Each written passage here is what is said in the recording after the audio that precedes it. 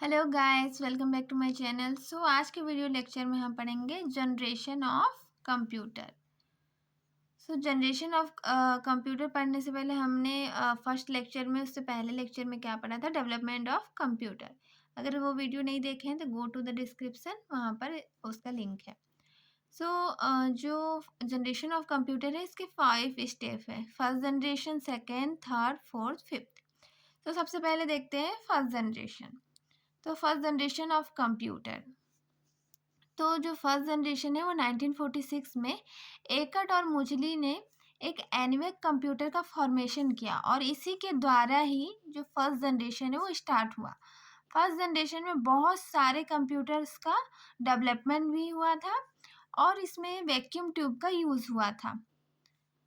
इसमें इसको नोट करिएगा, वैक्यूम ट्यूब का इसमें यूज़ किया गया था। इसका जो आविष्कार है 1904 में हुआ था। ये क्वेश्चन कंप्यूटर का किसी भी कोई भी एग्ज़ाम देंगे तो उसमें ये क्वेश्चन आता है कि वैक्यूम ट्यूब का आविष्कार कब हुआ था?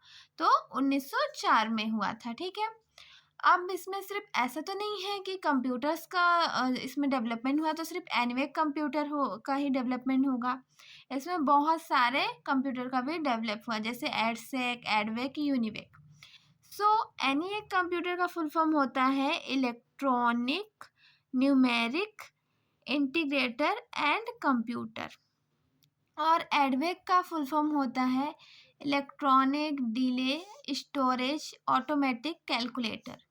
एडवेक का फुल फॉर्म होता है electronic discrete variable automatic computer, और यूनिवेक का होता है यूनिवर्सल ऑटोमेटिक कंप्यूटर।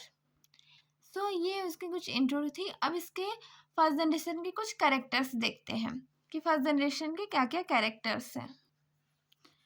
ये हमारे फर्स्ट जनरेशन के कैरेक्टर्स हैं कि इसमें क्या हुआ था? वैक्यूम ट्यूब का यूज़ हुआ था, पंच कार्ड पर यह आधारित था, स्टोरेज के लिए मैग्नेटिक ड्रम का इसमें यूज़ होता था, और ये बहुत ज़्यादा नाजुक और कम विश्वसनीय था, और इसमें बहुत सारे एयर कंडीशनर का भी यूज़ हुआ था, और इसमें जो assembly language, machine and assembly language में प्रोग्रामिंग हुई थी। इसमें जो प्रोग्रामिंग हुई थी वो मशीन और असेंबली लैंग्वेज में हुई थी। ये फर्स्ट जनरेशन के करेक्टर्स हो गए। अब देखते हैं second generation. Second generation of computer, second generation की जो शुरुआत थी वो ट्रांजिस्टर का यूज़ करने से हुई थी। फर्स्ट जनरेशन में क्या हो रहा था? वैक्यूम ट्यूब का यूज़ हुआ था। अब इसमें क्या होता है? वैक्यूम ट्यूब की जगह में ट्रांजिस्टर का यूज़ होता है, और इसका जो यूज़ है उसको विलियम शॉकली ने ट्रांजिस्टर का आविष्कार किया था। सबसे पहले 1947 में किया था। और इसमें क्या होता है कि ये जो सेकेंड जनरेशन में वैक्यूम ट्यूब की जगह ले लेती है, ट्रांजिस्टर ले लेती है। फर्स्ट जनरेशन में वैक्यूम ट्यूब आया, देन सेकेंड जनरेशन में ट्रांजिस्टर का यूज़ हुआ, और ये जो ट्रांजिस्टर था वो वैक्यूम ट्यूब की अपेक्षा में बहुत ज़्यादा इसमें गति थी, और ये विश्वसनीयता थे, मतलब विश्वसनीयता प्रदान की गई थी इसको। अब इसके कुछ कैरेक्टर्स देखते हैं। फर्स्ट है वैक्यूम ट्यूब के स्थान पर ट्रांजिस्टर का यूज़ किया गया था। इसको हमने ऊपर ही पढ़ा था। अपेक्षाकृत छोटे एवं ऊर्जा में इनमें कमी थी, अधिक तेज थे और विश्वसनीय था। और वो क्या था? कम तेज था और अविश्वसनीय था, मतलब वो भी विश्वसनीय था पर इससे ज़्यादा विश्वसनीय था। वैक्यूम ट्यूब से ज़्यादा ट्रांजिस्टर से बिलीव, मतलब ट्रांजिस्टर पे ज़्यादा बिलीव किया लोगों ने। प्रथम पीढ़ी की अपेक्षा ये कम खर्चीला था, कम खर्च हुआ था इसमें, और हाई लेवल प्रोग्रामिंग भाषा का डेवलपमेंट हुआ था। ये वाला क्वेश्चन आता है कि हाई लेवल लैंग्वेज कौन से जनरेशन में डेवलप हुआ था? तो ये सेकेंड जनरेशन में ही हुआ था, और storage device, printer, operating system, ये सारे चीज़ें सेकेंड जनरेशन में ही डेवलप हुई थी। ये दो दो इम्पॉर्टेंट पॉइंट्स है, इसको नोट कर लीजिएगा कि हाई लेवल जो प्रोग्रामिंग लैंग्वेज है उसका डेवलपमेंट, और ये स्टोरेज, प्रिंटर, ये सारे का डेवलपमेंट क्या हुआ था? यूजेस वो सेकेंड जनरेशन में हुआ था। अदर किसी जनरेशन में इसका यूज़ नहीं हुआ था, मतलब पहले ये इसका शुरुआत नहीं हुआ था, इसी में ही हुआ था।